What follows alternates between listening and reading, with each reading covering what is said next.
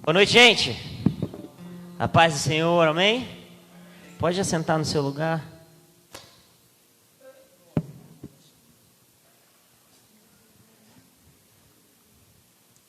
Se o Senhor tem sido bom na sua vida aí, dê um brado a Ele agora de aleluia, de glória a Deus, em nome de Jesus.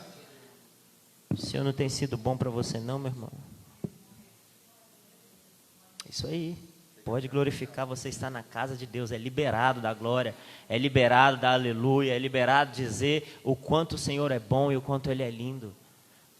Nós somos muito gratos a Deus por ter mais uma oportunidade de estarmos aqui ministrando a palavra do Senhor. Hoje, eu vim direto do serviço, aí fiquei aqui só com o celularzinho mesmo, mas a palavra de Deus está aqui também. E vai ser um pouquinho diferente, porque hoje não vai ter aquela pregação como a gente está acostumado, né, a uma leitura com exposição da palavra de Deus. Eu quero muito mais conversar com vocês a respeito de um assunto importante.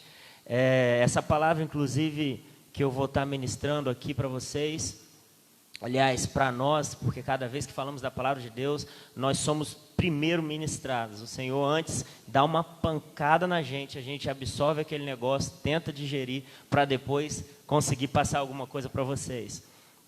E essa palavra foi de uma situação, o Senhor me deu numa situação específica, onde eu fui convidado para dar um treinamento para líderes, líderes de células. Tá falhando. Vou tentar, se parar o microfone aqui eu troco. E nesse treinamento era uma igreja que ia iniciar um trabalho com células, um trabalho onde existem, não sei se vocês conhecem esse formato de trabalho, onde existem cultos nas casas e através desses cultos nas casas, cada casa tem um líder que cuida, basicamente é isso, né, de um determinado grupo e leva a palavra, e ministra e discipula, para que isso funcione como instrumento de crescimento da igreja. E então nós estávamos falando para líderes, e hoje eu quero falar com vocês a respeito de liderança. Diga assim, liderança. Amado, sabia que cada um de nós aqui somos líderes? Uai, pastor, como isso? Eu não sou chefe de nada, não tenho negócio, não ocupo nenhum cargo, não ocupo nenhuma função. E a primeira coisa que eu quero falar com vocês a respeito de liderança, aliás, vou deixar uma pergunta aqui no ar, é essa. Vocês acham que liderança tem a ver com cargo e com função? Vocês acham que tem a ver? Abra sua Bíblia no livro de Provérbios, capítulo 29, versículo 4, em nome de Jesus. Provérbios, capítulo 29, verso 4.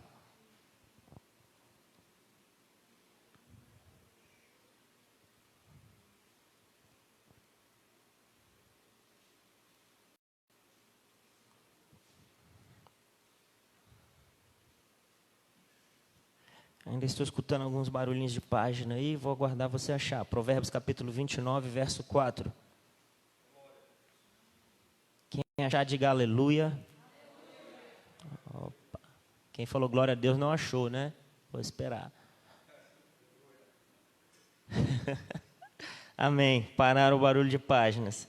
Diz a palavra do Senhor: o rei que exerce a justiça dá estabilidade ao país, mas o que gosta de subornos o leva à ruína. Diga assim, misericórdia. Que palavra doida é essa, pastor? Gente, a palavra de Deus está nos falando aqui a respeito de liderança. Vamos trocar a palavra rei pela palavra líder. O líder que exerce a justiça dá estabilidade. Vamos trocar país por liderados, aos seus liderados. Mas o que gosta de suborno o leva à ruína. Que suborno é esse? É dinheiro? Não. Suborno tem relação com o valor, porque nós colocamos valor nas coisas. Nós colocamos... Glória a Deus. Outro microfone. Nós colocamos valor nas coisas. Então, o rei que gosta, ou o líder que gosta de subornos, leva os seus liderados à ruína. Queridos, liderar não tem nada a ver com posição, não tem nada a ver com cargo, não tem nada a ver com aquilo que nós temos de fazer. Então, o que é liderar? Liderar é a capacidade que você tem de influenciar pessoas para a realização de objetivos dentro de uma atividade. Como assim? Toda vez que você convence alguém sem meter o dedo na cara dele e falar, você tem que fazer isso, você está liderando. Quem é mãe ou quem é pai aí, todas as vezes que você não precisa pegar o chinelo para que o teu filho te obedeça, você está exercendo liderança sobre ele. Todas as vezes que você no seu trabalho convence um colega a fazer determinada coisa de um jeito ao invés de fazer de outro, você está liderando ele. Todas as vezes que o teu coração fala para você agir de determinada forma, a tua mente fala para você agir de outra, e você escolhe aquela que é conforme o coração de Deus, você está se auto-liderando. Diga assim, graças a Deus. Vocês estão entendendo o que eu estou falando aqui? Diga amém. E agora vem a questão mais importante a respeito de liderar. Todos nós recebemos uma parcela do reino de Deus. Nós nos tornamos parte deste reino. Isso não tem a ver com aquele reinado que está estabelecido nas últimas coisas. Eu estou falando da nossa vida. Nós nos tornamos, quando aceitamos Jesus, representantes de um reino. Todas as vezes que alguém te vê fazendo algo, a primeira coisa que vem é, olha o crente, o que está fazendo. Não é isso? Por quê? Porque ser crente é ser membro, é ser cidadão, integrante do reino de Deus.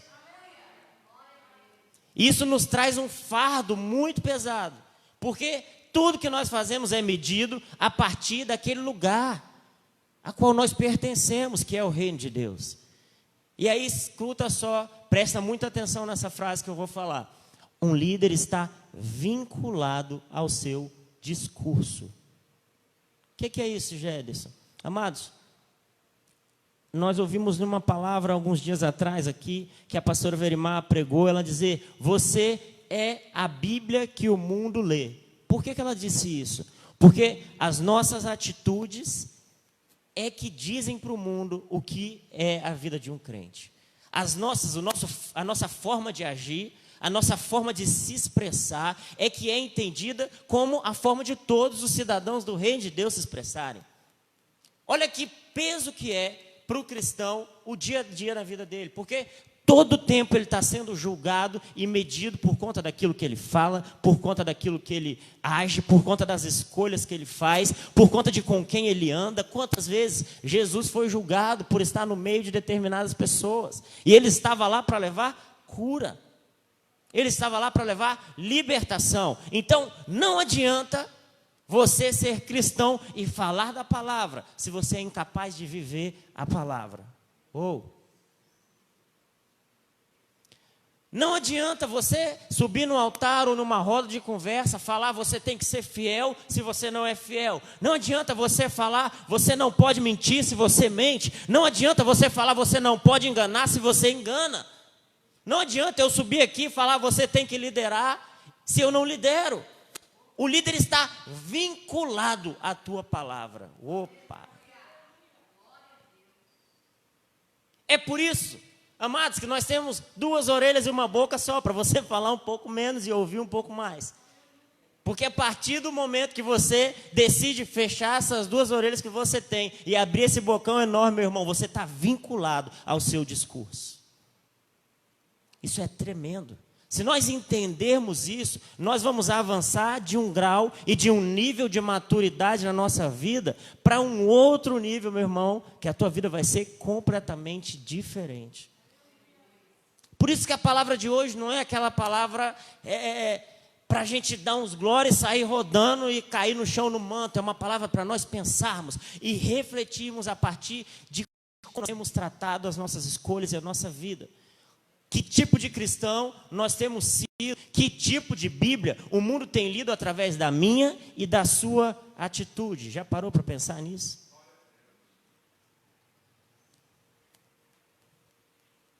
Um líder precisa dar àqueles que estão debaixo da sua liderança, e aqui eu não estou falando de empresário, de chefe de equipe, de dono de negócio, não estou falando de pastor, não estou falando de presbítero, de evangelista, de missionário, não estou falando de líder de ministério, Amália, não estou falando disso. Eu estou falando que em todos os seus relacionamentos, você tem condições de influenciar a vida de quem você está se relacionando. Seja no teu relacionamento de pai para filho, de irmão para irmã, de esposo para esposa e vice-versa, de pastor para ovelha. Nós temos esse poder de influenciar. E esse poder, a esse poder é dado o nome, obrigado. E a esse poder é dado o nome de liderança. Então, um líder precisa dar aos seus liderados aquilo que eles não têm. E olha só, isso parece óbvio, né? Um líder tem que dar aos seus liderados aquilo que eles não têm. Quem já trabalhou para alguém aí, quando você tinha uma dúvida, você fazia o quê? Ia lá no chefe, né? No coordenador, no supervisor, no gestor, no líder. Tem empresas que usam até essa nomenclatura. Acho que Elielto é líder lá, não é? Do setor.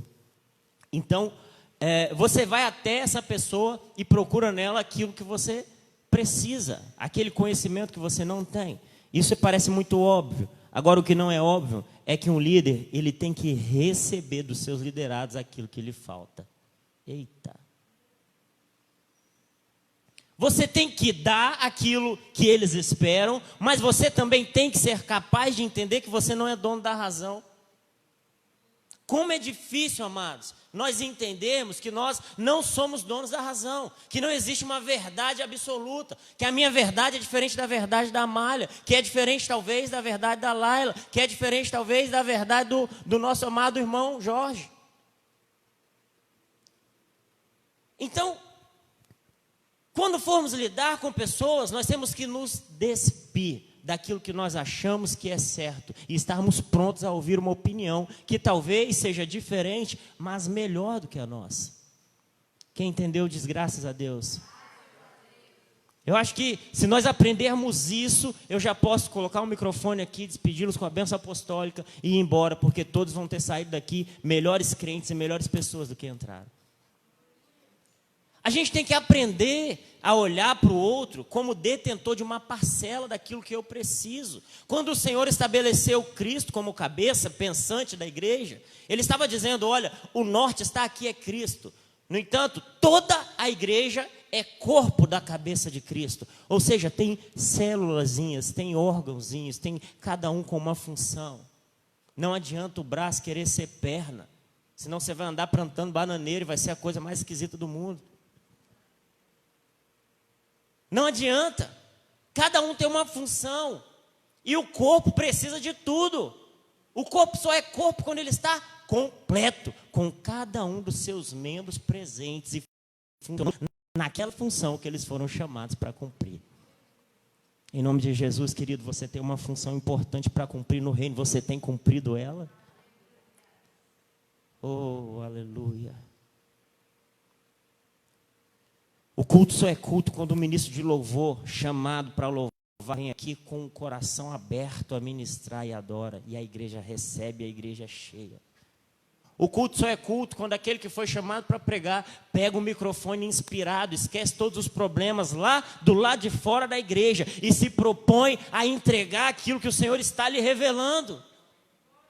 O culto só é culto se o irmão Jorge chegar aqui no horário e abrir a igreja, porque se ele não chegar, se ele estiver pronto a servir, se os irmãos que são responsáveis pela limpeza vierem aqui limpar a igreja, porque isso desvia a gente, você acredita? Tem gente que não tem coragem de pegar a vassoura, mas se vê uma teia de aranha vai embora criticando a igreja.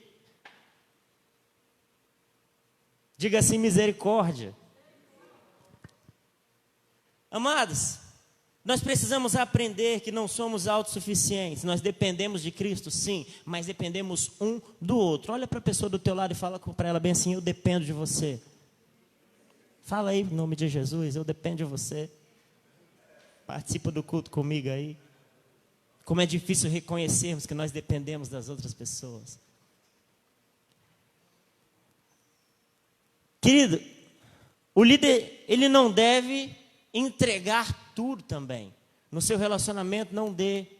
E, gente, entende aqui, tá? Quando eu estou falando relacionamento, eu estou falando em você lidando com qualquer outra pessoa, tá? Não estou falando nada afetivo, homem, mulher, não é isso que eu estou dizendo.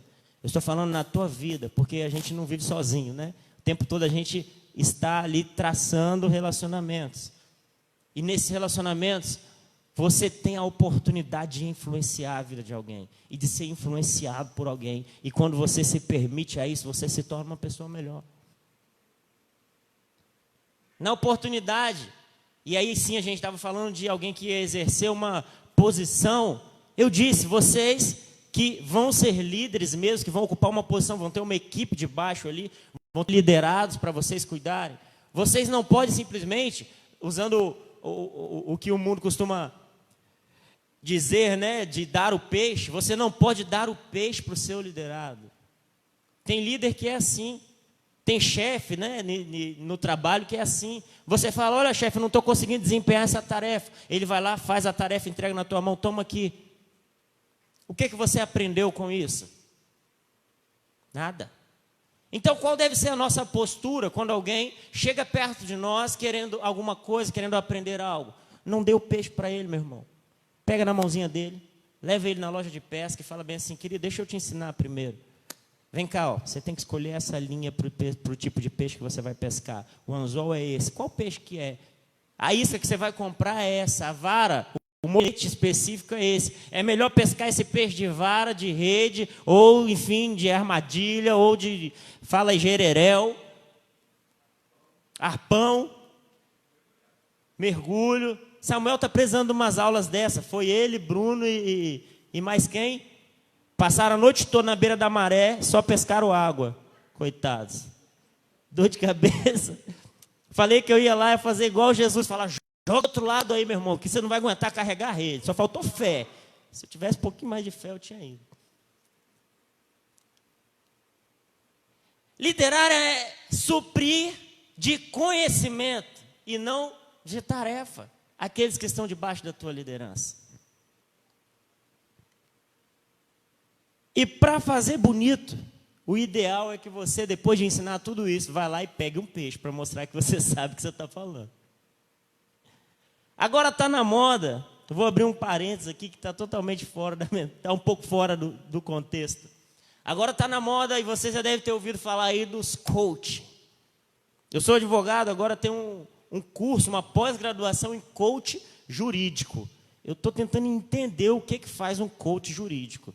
Eu acho que ele faz você acreditar que a sentença do seu processo vai sair um dia. Porque é isso, né? Você perdeu a fé que está lá na mesa do juiz, o coach vai falar, acredita, você é capaz, vai.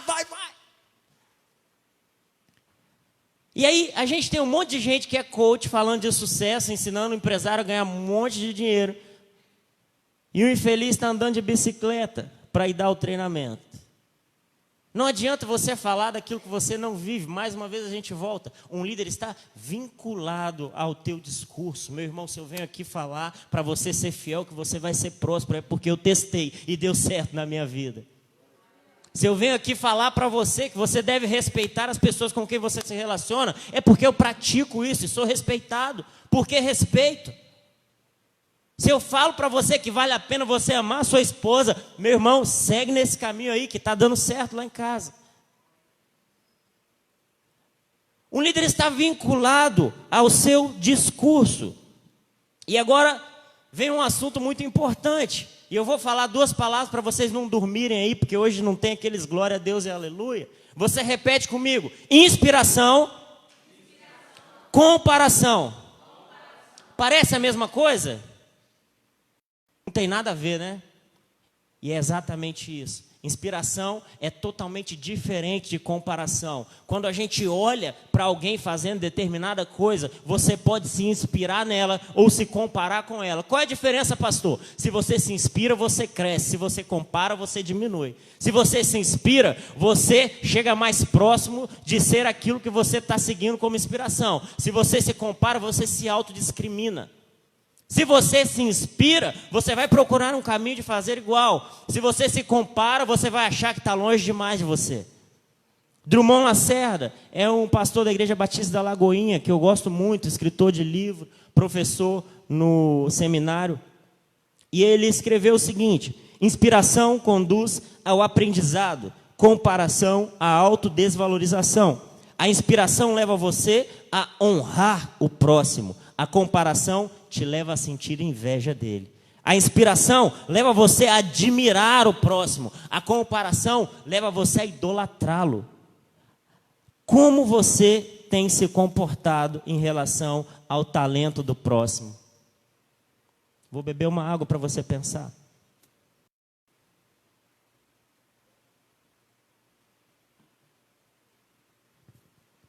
Quando você olha alguém tendo sucesso, você se inspira ou você se compara com ele? Quando você olha alguém que é talentoso em determinada coisa, você se inspira e vê aquilo como um parâmetro, como um caminho, como um alvo, ou você se compara e idolatra, dizendo, fulano é bom demais e eu jamais vou ser capaz de alcançar. Ou, que inveja, eu queria ser igual fulano. Não por admirar o talento, mas por se comparar mesmo. Queria ter o carro que fulano tem, o cargo que fulano tem, a voz que fulano tem, o casamento feliz que fulano tem. Mas você não quer, olha a diferença, meu Deus. Você tem um casamento, o fulano tem um casamento. Mas aí você não quer que o seu casamento seja igual ao dele. Você quer ter o casamento que ele tem. Uou, essa é a diferença da comparação para a inspiração. Você não quer cantar como fulano canta, você quer a voz dele. Você não quer pregar como fulano prega, você quer a unção dele. E aí você se compara, inveja e deseja. Ao invés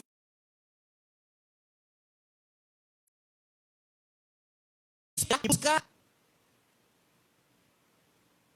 nós podemos exercer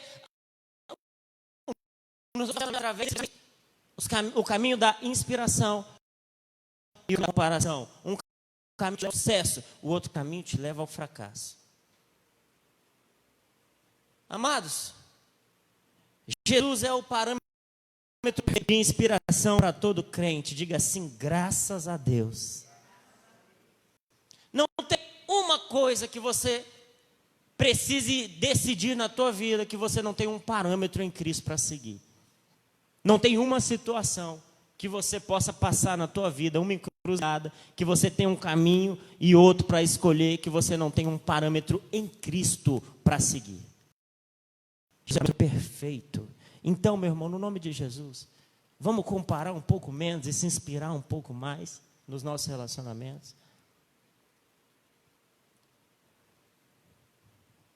Amados, nós devemos exercer a liderança em todas as áreas da nossa vida.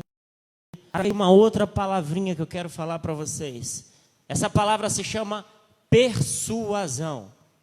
Alguém sabe aí definir o que é persuasão? Ou pelo menos dar um chute bem dado?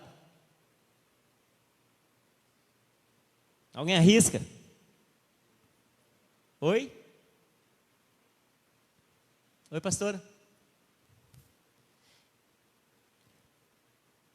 Persuasão é você, eu vou usar uma palavra mais simples, convencimento. Nós exercemos a nossa liderança através da persuasão, através de exemplos e de argumentos que fazem com que as pessoas queiram fazer aquela tarefa, queiram agir daquela forma, queiram seguir aquele caminho, queiram escolher aquela escolha que nós entendemos que é a ideal, que é a correta, que é a que reflete Cristo. Nós devemos exercer a nossa liderança através da sensibilidade, do carisma, do conhecimento. E para ficar mais fácil da gente entender o que é uma coisa, é só a gente olhar para o reverso, para o antônimo dela. O que é o antônimo e o inverso? O que é o contrário de persuasão, pastor? Poder. Você pode fazer as suas coisas através do convencimento, do carisma, de argumentos, de exemplos, ou você pode simplesmente, se estiver em uma determinada posição, exercer o poder. Com filho é assim, né? Às vezes é muito mais fácil você falar bem assim, agarrar um chinelo logo e falar bem assim, faz o que eu estou falando agora, senão eu vou sentar esse trem na sua cara. Quem nunca falou isso? Corta aí, meu Deus do céu, ao vivo, não dá para cortar. Quando fazemos isso, nós estamos exercendo o poder. Agora, quando você desce lá, ó, do mesmo tamanho do teu filho, olha no olho dele e fala: filho, não é assim. O jeito de você fazer é assado, porque se você fizer assim, você vai se machucar. O resultado é o mesmo? Pode ser que sim. O que você quer que deixe de ser feito ou que seja feito, vai ser feito. Agora, o que você produz naquela pessoa é totalmente diferente. Líderes se preocupam com pessoas. Chefes, quem exerce o poder, se preocupam com tarefas. Se preocupam com resultados. Querido, você tem conseguido as coisas na sua vida através do poder ou da persuasão? Meu irmão, minha irmã, você tem alcançado os resultados na sua vida através da imposição ou do carisma e do convencimento? Quando usa-se o poder, nós estamos obrigando as pessoas a fazerem a nossa vontade por conta da posição que nós ocupamos. Eu trabalho no serviço público, sou advogado, mas sou servidor do Detran, e lá eu ocupo cargo de chefia já há alguns anos. Já cuidei de alguns setores aí, com equipes maiores, com equipes menores, 30 pessoas, 10 pessoas, 20 pessoas. E o tempo todo a gente olha para o lado e vê outros chefes, outros coordenadores, outros líderes, desempenhando da sua forma a liderança sobre os seus liderados. E é notável quem é chefe e quem é líder. É muito fácil de identificar quem está mandando e quem está inspirando. Por quê? Por causa da cara dos liderados perto dele. Quem vive debaixo da vara, debaixo do poder, meu irmão, ó, se retrai.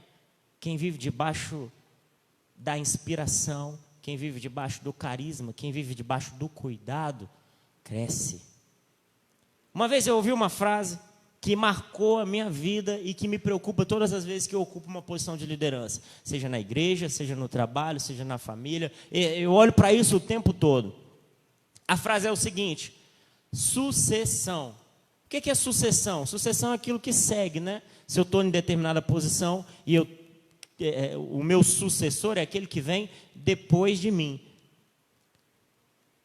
Um líder de sucesso, você só pode se considerar uma pessoa de sucesso em determinado relacionamento, em determinada situação, se você tem um sucessor. Olha que problema, Jesus, que o Senhor me colocou nas minhas mãos agora. A palavra sucessor começa com sucesso. Sucessão já parece derivar de sucesso. Porque você só pode se considerar bem-sucedido no ministério que o Senhor te deu, seja ele do louvor, da palavra, do cuidado, do amor, da família, seja no teu trabalho, a partir do momento que você cria um liderado capaz de te suceder. A partir do momento que você prepara alguém para fazer aquilo que o Senhor colocou em tuas mãos. Costumo dizer que tudo que o Senhor nos dá, Ele não nos dá para nosso benefício. Tudo que o Senhor nos dá, Ele dá para abençoar alguém. Assim Ele consegue manter viva a ideia de corpo, um corpo interdependente, um corpo que um membro não funciona se não tiver grudado no outro. E se não tiver uma cabeça em cima, que comanda tudo, e essa nossa cabeça, aleluia, é perfeita, a cabeça de Cristo. Queridos, eu anotei aqui algumas palavras-chave para mencionar com vocês a respeito da diferença de chefe e de líder. Assim fica mais claro a gente entender se nós temos sido chefes ou se nós temos sido líderes nas nossas vidas. Um chefe, ele comanda. Um líder, ele guia. Qual é a diferença de comandar para guiar, pastor? Comandar é se eu falar bem assim: Amália, levanta daí e vai lá até no final da igreja. Guiar é se eu ir do lado dela e falar: vem cá, Amália, vamos até o final da igreja?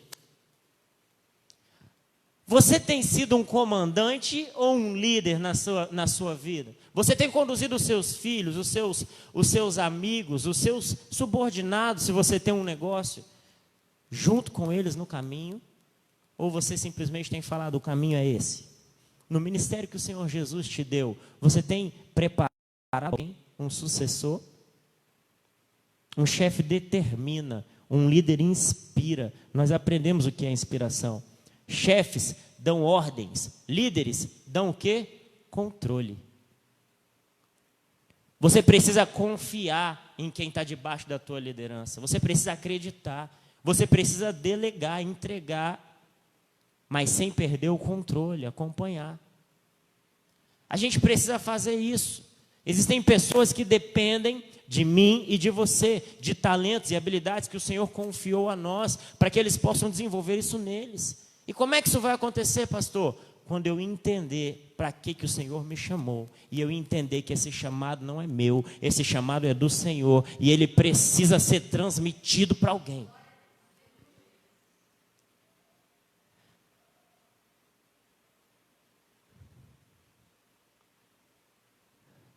Gálatas 5, 22 e 23 vai nos falar a respeito do fruto do Espírito. Diz a palavra do Senhor: mas o fruto do Espírito é o amor, a alegria, a paz, a paciência, a amabilidade, a bondade, a fidelidade, a mansidão e o domínio próprio.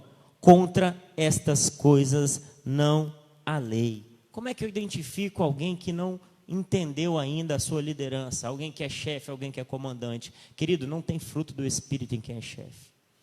O Senhor reservou o fruto do Espírito para aqueles que são capazes de entender a tua importância na vida do outro. Não tem amor? Esse aí não entendeu a liderança. Não tem alegria? Não tem paz, vive em guerra, porque está dando ordem, está mandando. Ordem é coisa de guerra, de militar. Não tem paciência, meu Deus. Não tem amabilidade, aquela pessoa amarga. Não tem bondade, não tem fidelidade, não tem mansidão e não tem domínio próprio. Eu quero te convidar junto comigo agora a olhar para dentro de si e veja nos seus relacionamentos. Tem tido amor? Pensa aí comigo. Tem tido alegria? Tem tido paz? Ou você vive em guerra? Você tem sido paciente com as pessoas? Amável? Bom? Fiel? Manso? Oh, Senhor. Você tem tido domínio próprio? Sabe a hora de falar, a hora de calar? Controla as suas razões? Contra essas coisas não há lei, diz a palavra do Senhor. Um chefe demonstra falta do fruto do Espírito, enquanto um líder, ele é superabundante nessas coisas. Gálatas, aliás, as virtudes descritas por Paulo nos frutos de Espíritos, como essas que eu disse, elas são raramente percebidas na vida daqueles que prejudicam as pessoas que estão debaixo da liderança, ao invés de abençoá-las. O problema é onde o fruto do Espírito está ausente, geralmente as obras da carne, elas vão triunfar.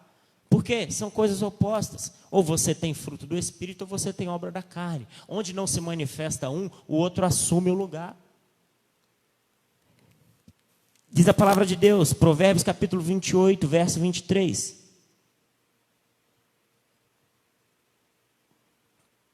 Quem repreende o próximo obterá por fim mais favor do que aquele que só sabe bajular. Eita! Géder, você está falando para a gente a respeito de amor, a respeito de amabilidade, de bondade, de paz. Parece que é um ambiente onde ninguém repreende ninguém, onde ninguém conserta ninguém, onde pode todas as coisas. Querido, amabilidade, paz, bondade, fidelidade, o fruto do Espírito não tem nada a ver com permissividade. Não tem um fruto do Espírito aqui chamado de permissividade. Aquilo que viola princípios, aquilo que viola o que o Senhor fala, isso tem que ser repreendido. E a palavra de Deus é muito clara ao dizer que faz muito mais aquele que repreende do que aquele que bajula, do que aquele que aprova todas as coisas. Então, o que eu estou dizendo para vocês é que nós devemos ter um cuidado maior com o próximo na hora de nós nos relacionarmos. Vocês estão entendendo isso? Diz amém. Quem está acordado aí diz aleluia. A gente que é pentecostal parece que só consegue ficar no culto quando tem uns glórias, uns gritos, né?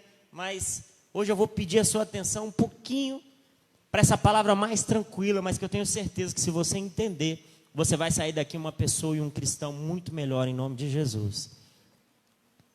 1 Samuel, capítulo 3. Abra a tua Bíblia em nome de Jesus. 1 Samuel, capítulo 3.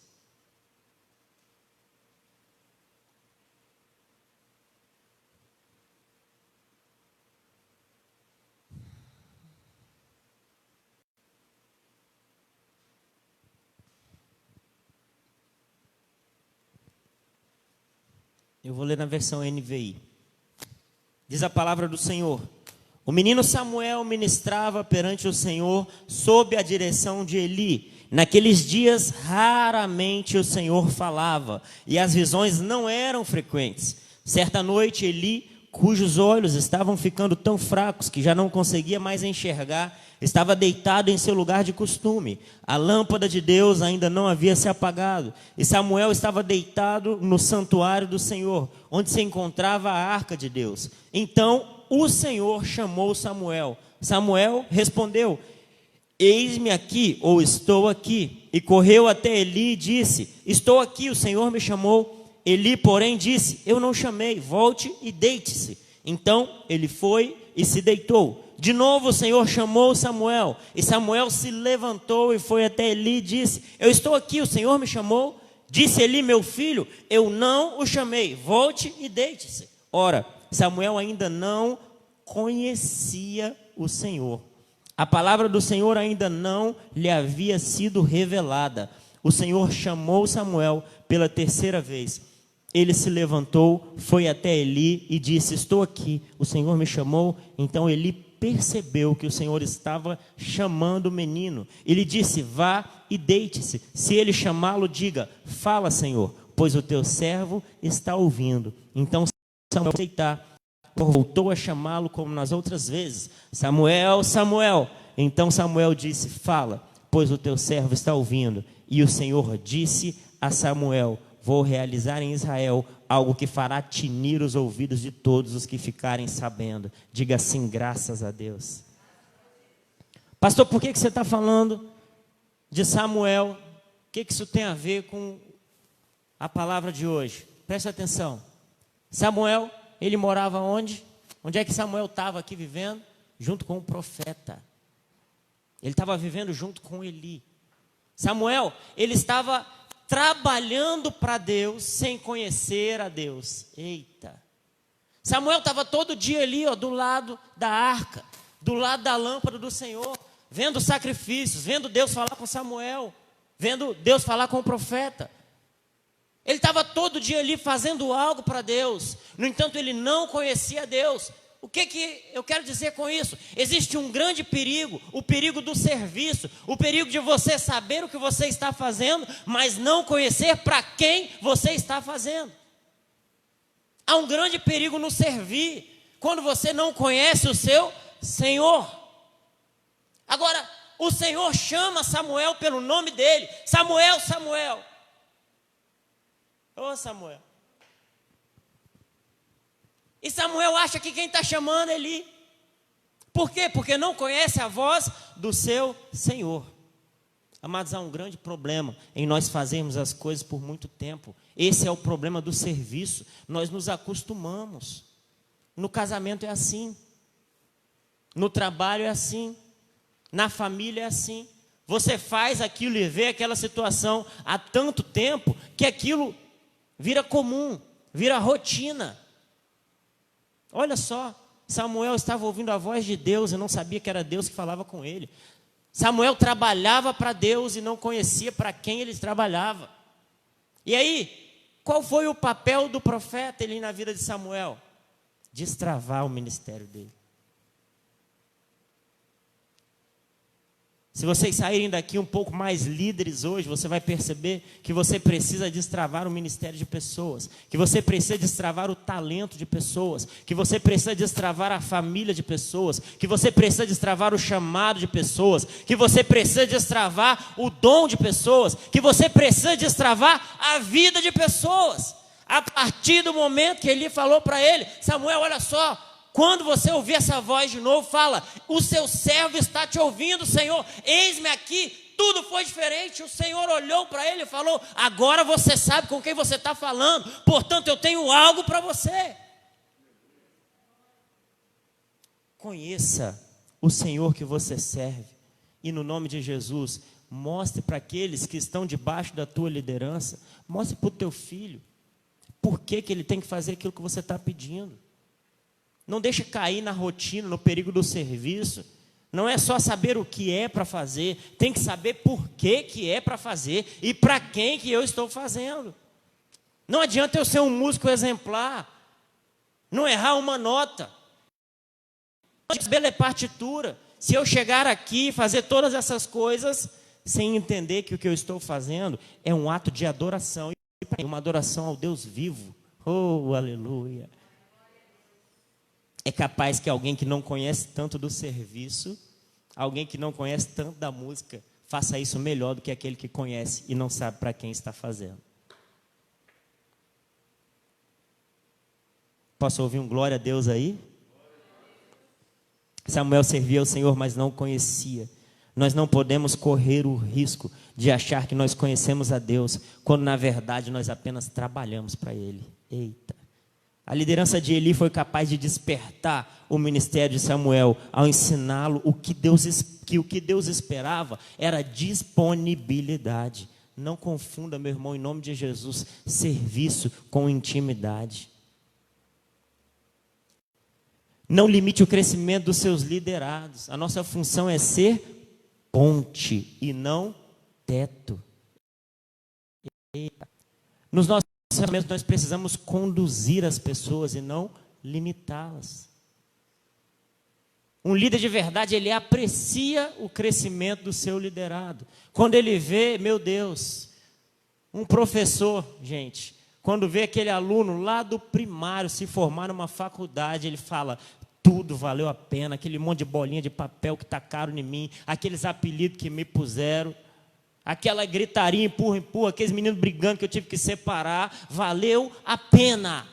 Aleluia, porque eu fui ponte, não teto. Em nome de Jesus, se nós entendermos isso, nós começaremos a fazer pessoas crescerem. E com o crescimento de pessoas, quem ganha é o corpo, quem ganha é a igreja, quem ganha é você, quem ganha é a tua empresa, quem ganha é o teu negócio, quem ganha é a tua família, quem ganha é o teu casamento, quem ganha é a tua família em todos os aspectos. Nós vamos caminhar para o fim dessa mensagem. E eu quero só chamar a atenção para algo muito perigoso. Nós estamos em um tempo esquisito.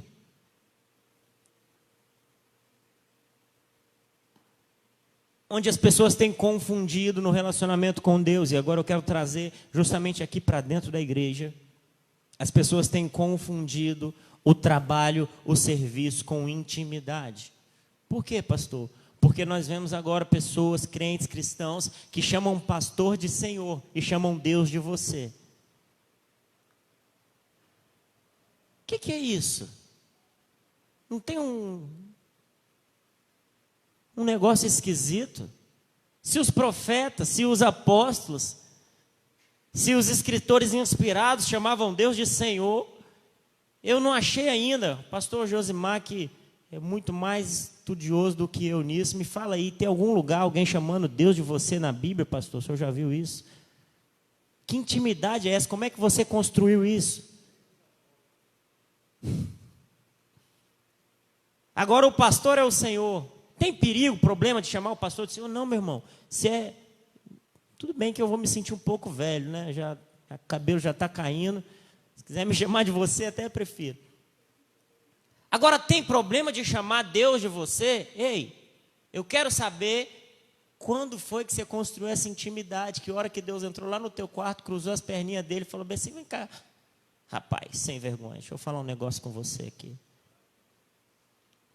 Nós precisamos entender quem é o Deus que nós servimos. Se nós não conhecermos a Ele, meu irmão, como é que nós vamos adorá-lo? Quem é que adora algo que não conhece?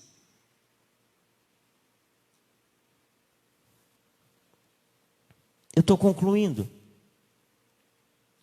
Tinha um monte de frases que eu tinha anotado aqui, mas eu vou deixar isso para uma outra oportunidade. E só quero chamar a atenção de vocês para algumas coisas na sua vida. E a primeira delas é, preste atenção, valorize o seu back-office. Falei bonito agora. O que é isso, pastor? Pelo amor de Deus, que eu faltei as aulas de inglês. Back-office é o pessoal dos fundos. Sabe aquelas funções que não tem muito glamour? Sabe aquela pessoa na tua empresa que é responsável por passar o paninho da reunião? Sabe aquela pessoa na tua empresa que é responsável por manter o cafezinho quente? Sabe a pessoa no teu negócio, no teu trabalho, que ninguém dá muita bola para ela, que ela é responsável por ir lá e ligar um disjuntor? É isso que ela faz, o trabalho dela. Eu estava conversando com um amigo essa semana e ele falou que ele tem um outro amigo que trabalha na Vale. E o trabalho desse amigo dele é ligar uma máquina lá na caldeira, enfim, alguma coisa assim. Tem uma máquina lá específica, e o trabalho desse rapaz é ligar e desligar essa máquina. É isso que ele faz. E só tem ele na empresa que faz isso. Aí ele mora em Vila Velha, acho que Itapuã ou Praia da Costa, e esse negócio que ele tem que fazer é na serra. Ele fica com o celular da empresa 24 horas por dia. Porque se 2 horas da manhã aquela máquina parar, o celularzinho dele toca, ele tem que pegar o carro, ir lá para a serra e fazer aquele negócio funcionar. Talvez quem passa por ele não entende a importância daquela pessoa, até a máquina parar de funcionar. Tem alguém fazendo algo que tem passado desapercebido do teu lado, mas quando ela parar de fazer, você vai sentir falta. Comece a valorizar as pessoas que desempenham tarefas que a princípio não tem glamour.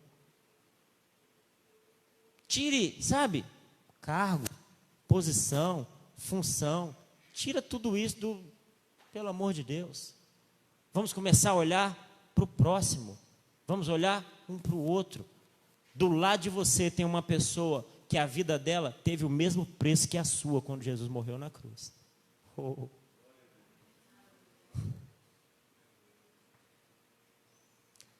A vida dela teve o mesmo preço que a sua, o mesmo valor foi pago. O mesmo sangue que verteu por ela, verteu por mim e verteu por você. E sem aquele sangue, estávamos condenados à morte. O sangue da justificação. Só temos acesso à vida porque um preço foi pago naquela cruz. E nós não entendemos isso. E quando ganhamos um pouquinho a mais, uma posição a mais, um carguinho aqui, uma responsabilidade ali, a gente já acha que é melhor do que todo mundo que está debaixo de nós. Tem gente que é fechado, introvertido, sabe? Aquela pessoa que não fala nada, que não comenta, que é quietinho no canto dela. Querido, essa pessoa quietinha no canto dela, que não fala nada, que não abre a boca, talvez pode ter muito mais caráter do que um extrovertido que está sempre arreganhando o dente.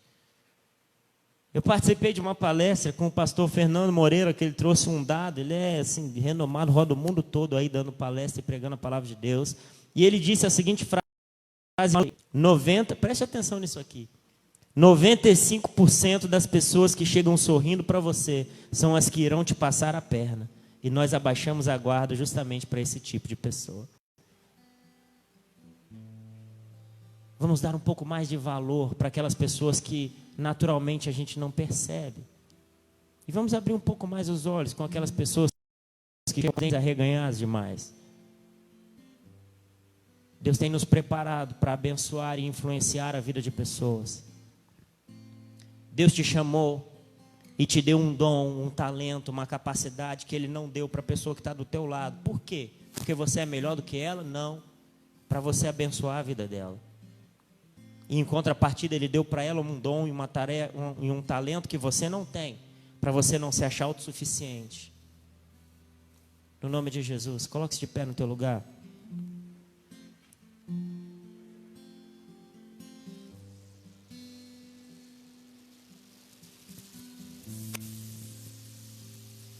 Feche teus olhos, curva a tua cabeça. Eu quero te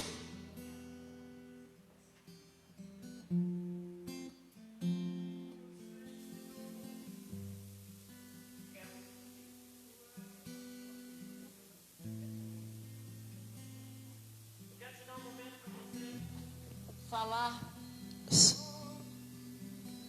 Para você falar com o teu Deus.